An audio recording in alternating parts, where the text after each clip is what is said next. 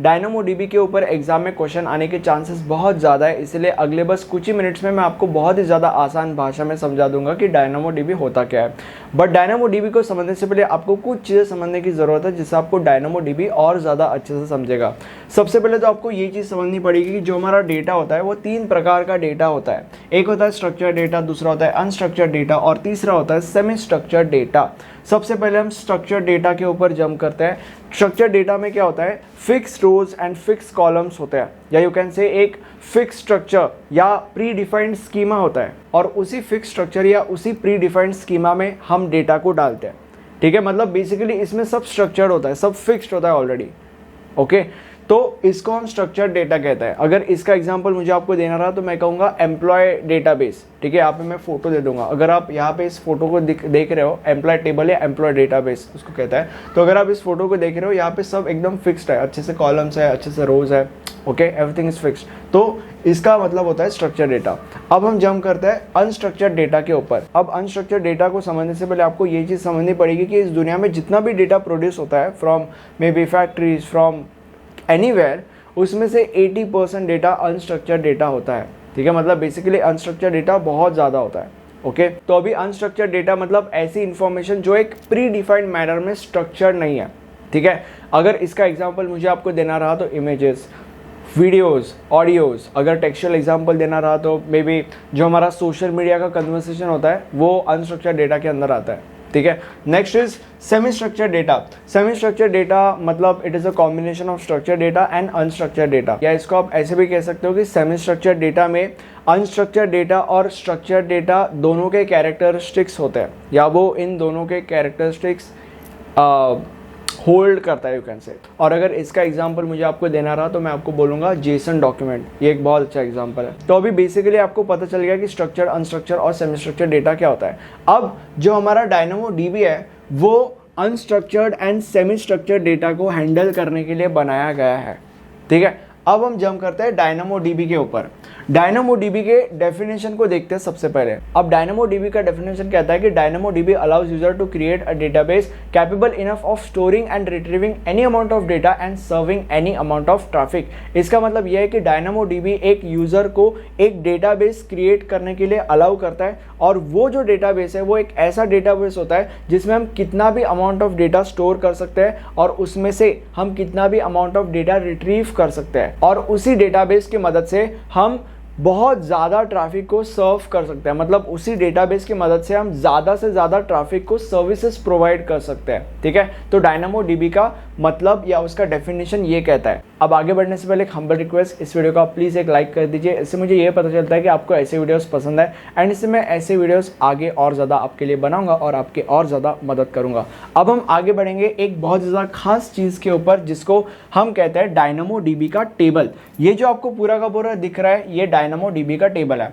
अब DynamoDB के table में अगर सपोज मुझे एक इंसान की एंट्री करनी है, अगर सपोज मेरे पास उस इंसान का पूरा का पूरा डेटा है, और उस डेटा के सहारे अगर सपोज DynamoDB के टेबल में मुझे उस इंसान की एंट्री करनी है, तो मेरे पास डेटा है, मैंने एंट्री कर दिया वॉल्टर वाइट का। ठीक है, तो जो भी डेटा मैंने इसके बारे में लिखा उसको हम कहते हैं एक आइटम उस DynamoDB के टेबल का।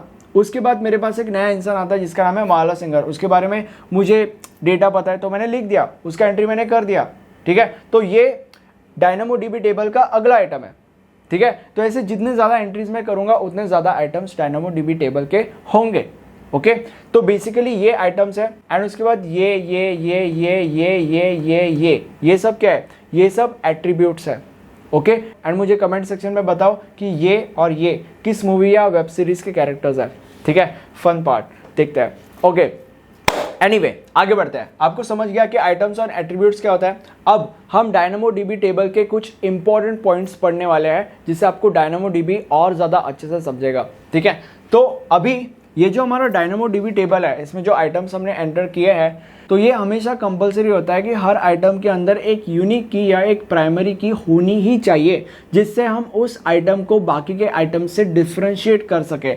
अब इस आइटम के अंदर कौन सी यूनिक की है, ये जो है ये यूनिक की है, इससे हम इस आइटम को बाकी के सारे आइटम से डिफ्रेंशिएट कर सकते हैं। मतलब अभी कोई भी दूसरा आइटम 69 नहीं होगा उसका जो एम्प्लॉय आईडी है वो, राइट। तो मतलब यही एक आइटम है ओके, तो इससे हम बाकी के आइटम्स को डिफ्रेंशिएट कर सकते हैं, राइट। इसका भी सेम सीन, इसमें भी एक प्राइमरी की है, यही एक ऐसा आइटम है जिसका एम्प्लॉय आईडी 18 है, बाकी कोई भी आइटम्स ऐसे नहीं है जिसका एम्प्लॉय आईडी 18 है, ठीक है। तो बेसिकली हर आइटम में एक प्राइमरी की या एक यूनिक की होनी चाहिए जिससे हम उस आइटम को आइडेंटिफाई कर सकते हैं या डिफरेंशिएट कर सकते हैं फ्रॉम बाकी के आइटम्स। अब दूसरा पॉइंट ये कहता है कि अगर सपोज एक आइटम है और उसके अंदर मुझे डेटा स्टोर करना है, तो वो जो डेटा मैं स्टोर कर रहा हूँ वो सिर्फ और सिर्फ 400 KB तक ही हो सकता है, वो 400 KB को एक्सीड नहीं कर सकता।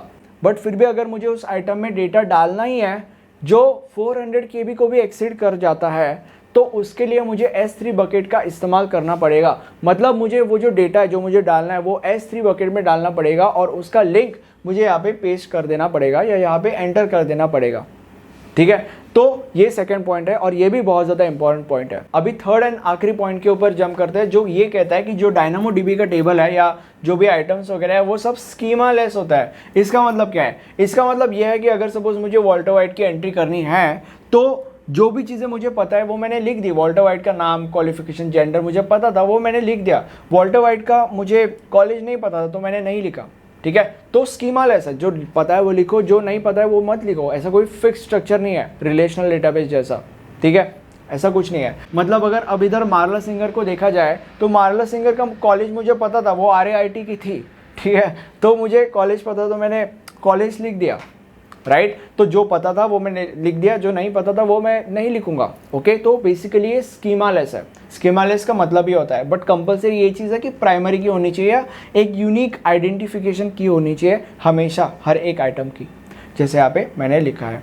अब मैंने आपके लिए इस सब्जेक्ट के नोट्स बनाए हैं। नोट्स में आपको एग्जाम में आने वाले क्वेश्चंस के सारे आंसर्स मिलेंगे और अगर आप इन आंसर्स को एग्जाम में लिखते हो तो आपको बहुत अच्छे मार्क्स मिलेंगे एंड अल्टीमेटली आपके पॉइंटर्स इंक्रीज होंगे। इसलिए अभी के अभी डिस्क्रिप्शन में जाइए और नोट्स परचेस कीजिए। एंड ये हमारा प्लेलिस्ट है, यहाँ पे आपको इस सब्जेक्ट के सारे वीडियोज़ भी मिल जाएंगे, तो आप यहाँ पे जाके सारे वीडियोज़ को बहुत अच्छे से देख सकते हो एंड अल्टीमेटली एग्जाम में अच्छे मार्क्स स्कोर करके अपने पॉइंटर्स बढ़ा सकते हो, ठीक है। Thank you for this video, have a nice day, bye.